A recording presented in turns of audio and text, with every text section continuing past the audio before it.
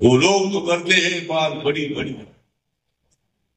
वो लोग तो करते हैं बात बड़ी बड़ी, लेकिन यहाँ चुनकर आएगी अर्चनाताईंनी घडी घडी. अर्चनाताईंचं घड्याळ जे आहे ते घड्याळ निवडून येणार आहे.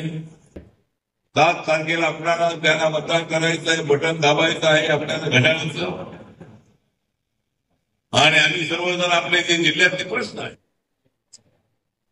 हा जिल्हा पूर्वीचा उस्मानाबाद आणि आता धाराशिव नावाचा जो जिल्हा आहे, या जिल्ह्याची कांजरच्या काळापासून माझे संबंध अत्यंत जवळचे राहिलेले. सगळ्या तालुक्याशी प्रत्येक गावागावाशी माझा संबंध आहे. आणि दलित क्रांतीची आपली मुवमेंट अत्यंत स्ट्रॉंग होती.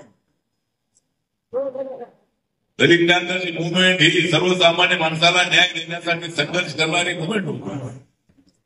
आम्ही कोणावर अन्याय करणार नाही, परंतु अन्याय सहन करणार नाही, अशा पद्धतीने भूमिका मांडत मांडत सगळ्या समाजाला जोडत पॅन्थरच्या छावण्या गावागावाच्या त्या पॅन्थरच्या मुवमेंटमध्ये मी काम केलेला कार्यकर्ता आहे. महाराष्ट्राच्या मंत्रिमंडळामध्ये मला 5 वर्ष राहण्याची संधी मिळाली. आता गेल्या 8 वर्षापासून मी नरेंद्र मोदींच्या सरकारमध्ये सामाजिक न्याय आणि अधिकाराच्या मंत्रालयाचा राज्यमंत्री आहे. रिपब्लिकन पक्ष साऱ्या देशामध्ये वाढलेला आहे. नागालँडमध्ये रिपब्लिकन पक्षाचे 2 आमदार निवडून आलेले. आसाम असेल, मेघालय असेल, मिझोराम असेल, सिक्कीम असेल, अरुणाचल असेल, त्रिपुरा असेल, मणिपूर असेल, सर्व राज्यामध्ये साऊथ इंडियामध्ये, नॉर्थ इंडियामध्ये रिपब्लिकन पक्षाच्या शाखा आहेत. अंदमान निकोबारमध्ये सुद्धा रिपब्लिकन पक्षाची स्थापना झालेली आहे. लक्षद्वीपमध्ये लवकरच आरपीआयची स्थापना त्या ठिकाणी होणार नाही. अंदमान निकोबार असेल, दादरा नगर हवेली असेल, अनेक ठिकाणी रिपब्लिकन पक्षाचे शाखा रिपब्लिकन पक्ष आहे. नरेंद्र मोदींच्या नेतृत्वाखाली काम करताना मला देशभर फिरण्याची संधी मिळाली. आणि आज या देशामध्ये आहे नरेंद्र मोदींची आरती.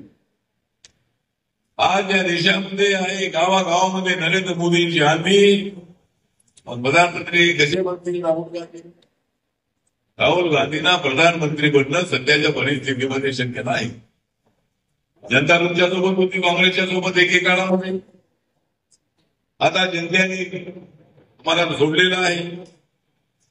तुम्ही आता भारत जोडो यात्रा काढण्याचा प्रयत्न करताय. माझा माननीय राहुल गांधींना सल्ला आहे, भारत जोडण्यापेक्षा काँग्रेस जोडा.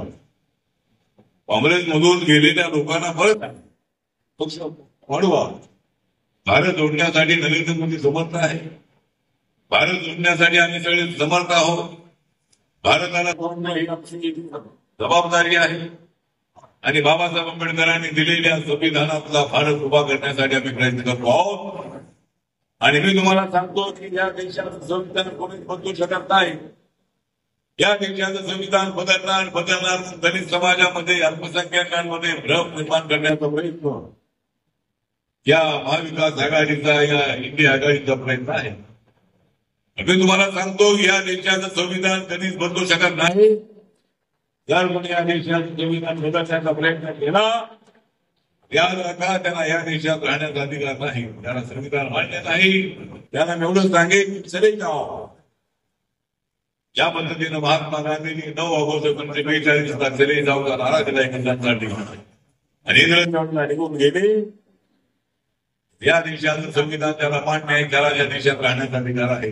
त्यामुळं संविधान बदलणार अशा अफवा समाजामध्ये भेद निर्माण करायचा, दुसऱ्या बाजूला भारत यात्रा का काढायची.